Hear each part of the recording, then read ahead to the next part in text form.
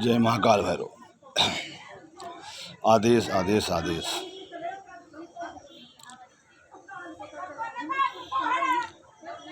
आज मैं आप सबको गुरु पूर्णिमा के शुभ अवसर पर, जो कि 13 जुलाई को है, दिन बुधवार पड़ रही है। गुरु पूर्णिमा जो अपने आप में बहुत महत्व रखती है। इस दिन साबर मंत्र के साधक अपने गुरु से दीक्षा प्राप्त करते हैं, साधना शुरू करते हैं, अपने गुरु की पूजा करते हैं। साधक शिष्य गुरु का यथासंभव मान सम्मान करते हैं। ये वो दिन है जिनके साधक हमेशा इंतजार करते हैं कि गुरु से कुछ नया ज्ञान मिलेगा, नई सिद्धि मिलेगी, नए प्रयोग मिलेंगे। हमेशा ही इंतजार में रहते हैं। हम लोग तो अपने जब मैंने साधना सीखना शुरू किया था तो हमेशा रहता है लालियत कि कब गुरु पूर्णिमा आए, अपने गुरु की सेवा करूं, सत्कार करूं, जो हमसे हो सकता है यथासंभव सेवा करूं, उनकी दक्षिणा प्रदान करूं, नए कपड़े, मिठाई, गमछा, ये सब हम लोग भेंट करते थे गुरु पूर्णिमा को। अब तो गुरु पूर्णिमा के बारे में लोग सुन के अनजान में जाते हैं कि ऐसा ना हो गुरु जी कुछ कह दें तो उनको कुछ करना पड़े। लेकिन ये समझते नहीं हैं कि गुरु से बड़ा संसार में कोई पद नहीं है। भगवान ने भी, ईश्वर ने पहले गुरु को सुनने को, जाप करने को कहा है। पहले गुरु को सुन लो, समझे? तब गुरु ने कहा कि पहले भगवान सुन लो। तो कहने तात्पर्य ये है कि यहाँ गुरु ही ईश्वर है और ईश्वर ही गुरु है। बहुत सारे बोलते नहीं कि महादेव शिव को अपना गुरु मान लो, साधना शुरू कर दो। क्यों बोलते? इसी मारे बोलते हैं ना। वो आदि गुरु भी शिव हैं। और शिव शंकर का मतलब तो हम कभी बाद में समझाएंगे। शंकर अलग हैं, शिव अलग हैं। ये बड़ा बहस का मुद्दा है, लोग समझेंगे भी नहीं और हम समझा भी नहीं पाएंगे, क्योंकि लोग जो बातें सुनते आ रहे, मानते आ रहे, वही मानेंगे। जो सच्चाई से कुछ दूर रहेंगे, वो मानेंगे नहीं। हमारे जो पुराणों वेदों में लिखा हुआ है वो कोई सुनना चाहता ही नहीं है, ना पढ़ता ना सुनता है। और कुछ कठमुल्लाओं की, कुछ पुजारियों ऐसे जो हैं अपने स्वार्थ की सिद्धि के लिए लोगों को समझाते हैं, ज्ञान देते हैं कि तो उनकी बात मानते हैं बस ये। और जो पुराण वेद में लिखा हुआ है वो किसी को ना बताते हैं, ना शेयर करते हैं किसी से। क्यों पढ़ना मना है? आप लोग समझ सकते हैं, क्योंकि आप सब लोग जान जाएंगे कि हमारे पुराणों वेदों में क्या है, किसकी पूजा करना चाहिए, किसकी साधना करनी चाहिए। ईश्वर निराकार एक है, ये नहीं बताते हैं, क्योंकि स्वार्थ इनका जो है। इससे हमारे सदगुरु की उत्पत्ति हुई, गुरु की महत्ता बढ़ी, गुरु को ही भगवान माना गया। गुरु अपरंपार है, गुरु की महिमा अपरंपार है। गुरु है तो ज्ञान है, नहीं कुछ नहीं है। तो हम बस यहीं तक उसमें रहते हैं। अगर किसी को भावनाओं को बुरा लगा हो तो हमें क्षमा करें, है ना, क्योंकि ज्ञान बहुत बड़ा है। ज्ञान सच्चाई सामने आने से लोगों को बहुत बुरा लगता है, तो वो प्रश्न करने का समय नहीं है। तो मैं गुरु पूर्णिमा पर बता रहा हूँ कि आपको मैं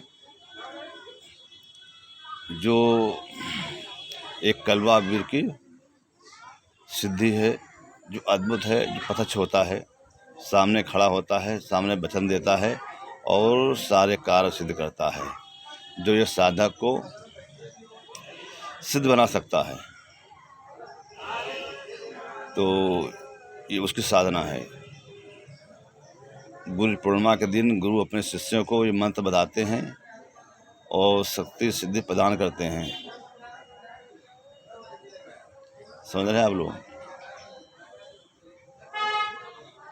पहले साधन थे नहीं इतने।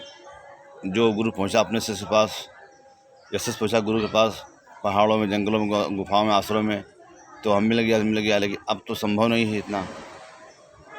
अब दुनिया है तकनीक की, नेट का ज़माना है, तो घर बैठे लोग वीडियो कॉलिंग द्वारा गुरु से ज्ञान प्राप्त कर लेते हैं अपने। क्योंकि वो बात एक ही है, अगर हम पास बैठे हैं आपके या वीडियो कॉलिंग करें, सामने आप मेरे बैठे फ़ोन पे दिखाई पड़े, बात करें, तो बात एक ही है। वो हाई तकनीक का भेद है बस, वो सब एक ही चीज़ है। हम पास बैठे हैं आपके या दूर बैठे हैं, लेकिन सामने आमने आप बात हो रही मेरी, आप सुनेंगे, तो वो वही बिल्कुल सही बात है कि हम जो बताएंगे आप सुनेंगे। तो वही गुरु परंपरा का ज्ञान होता है, वैसे भी होता है। समय अनुसार बदलाव आना चाहिए हर चीज़ में। तो अब बदलाव, अब कोई रहता है जालंधर में, कोई रहता है मुंबई में, हम रहते लखनऊ में, तो क्या संभव है पाने का? नहीं संभव है।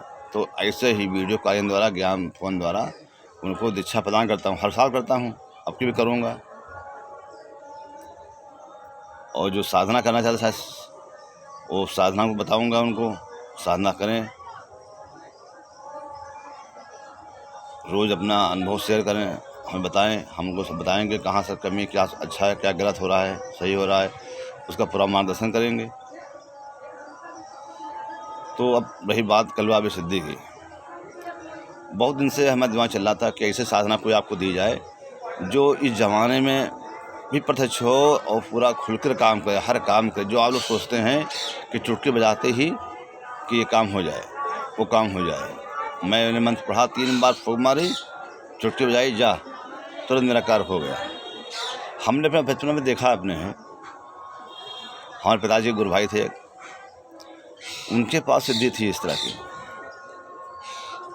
वो बोलते थे कि ये साइकिल खड़ी है, गिर जा, तो गिर जाती थी। या फला को एक कंटाप मार दो तो कंटाप पता था, या इसे उठा लाओ, यहाँ रख दो, ऐसा होता था। या जाके ये कराओ। उस शाम को डेली करते थे, उनका एक गुरु भाई और थे, और शाम उनको डेली उनको भेजते थे और वो उन पर भेजते थे वीर। रोज़ लड़ाई होती थी आपस में, और फिर जो कुछ चोट खा जाता था उसको फिर तुरंत ठीक करते थे आकर के। इतना प्रेम संबंध था, लोग देखने बैठते थे शाम को हम खेल। तो ये वही मंत्र है, ये वही मंत्र है, वही विधान है। इसमें क्या करना होता है आपको, कहीं एकांत में। अब तो एकांत ढूंढने में मुश्किल है, नहीं एक ज़माने में इतना एकांत था उस ज़माने में कि चाहे जहाँ बैठ करके बाहर निकलो, कहीं भी छाया में बैठ जाओ, पेड़ में, कहीं खेत में बैठ जाओ आप एकांत में, ये होता। झाड़ियाँ लगी रहती थी। अब तो मुश्किल बहुत है, लेकिन फिर भी ज़माना बदल गया है, तो कमरे के अंदर लोग करने लगे हैं। एकांत कमरा हो, कोई आता था ना हो, लेकिन गांव के बाहर कहीं कमरा टूटा फूटा हो, या टूटा अंधेरा हो, या कहीं पेड़ छाया के नीचे बैठ करके झाड़ियों में बीच के अगर आप साधना करें, ये मंत्र का जाप करें, रोज़ नित्य 3 माह जप करना है। और भोग में क्या लगाना है, मामूली सा एक नींबू काटना है, कपूर लौंग जलाना है और शराब की धार देनी, बस इतना ही करना है। और कुछ तीम झाम नहीं करना है। आप चुपचाप घर से उठें, एक नींबू लें, कपूर लें, 2 लौंग लें और 1 क्वार्टर शराब लें, एक चाकू माचिस लें, बस चल दें। जहाँ भी आप साधना हो के वहीं जाएं, चुपचाप, किसी बताए ना जाएं, बैठे वहाँ घेरा बनाएं, मतलब जाकर घेरा बना के उसके अंदर बैठ जाएं, पूरा मुंह करके बैठें। सिद्धि करनी है आपको है, जब प्रयोग करने होते तो दिशा बदल जाती है, इधर उधर की जाती है, लेकिन सिद्धि करनी है पूरा दिशा से, पूरा या उत्तर, जहाँ दिशा मिले आप बैठ जाएं और सामने अगरबत्ती जलाएं, 5 अगरबत्ती जला लें। और संभव हो तो चाय जला लें, अगरबत्ती करने की कोई ज़रूरत नहीं है। आप बैठ जाएं, अगरबत्ती जला करके, रुद्राक्ष माला हो, हकी की माला हो, आप जाप करें 3 माला मंत्र का, और उसके बाद में कपूर लौंग जलाएं मंत्र पढ़ते हुए, और फिर नींबू खड़ा काट दें बस, और शराब की धार दें। इतना करके आप प्रणाम करें उनको और उसकी आज्ञा लेकर के अपने घर चले आएँ। और जो आसन आपने लगा, वो घेरा बनाया है, घेरा काट दें, है ना, चले आएँ। रोज़ करना है आपको इस तरह से। आप 21 दिन करेंगे, 21वें दिन ही वो सामने आ जाएगा और आपको दर्शन देगा, आप उससे बात करेंगे, है ना, तो बात करेगा, आपको वचन देगा। ये साधना करें आप लोग। और रही मंत्र के बाद, तो मंत्र तो ये ऐसे मिलेगा नहीं। आप चाहे जितना कमेंट गलत सलत करें आप लोग करते हैं कि जब मैं साधना को मंत्र नहीं बताता हूँ तो आप कितना लोग गलत कमेंट करते हैं। कोई कहता है आपने सिद्धि की है, कोई कहता है आपने कहाँ से लिया है, कोई कहता है किस कहाँ मतलब उल-जुल बातें को करते हैं लोग। हर चीज़ हर एक को संभव नहीं है, 5 उँगलियाँ बराबर नहीं होती हैं, आप समझ रहे हो? तो हर एक को संभव साधना नहीं है। एक साधना ऐसी साधना है, हर कोई साधक नहीं कर सकता है।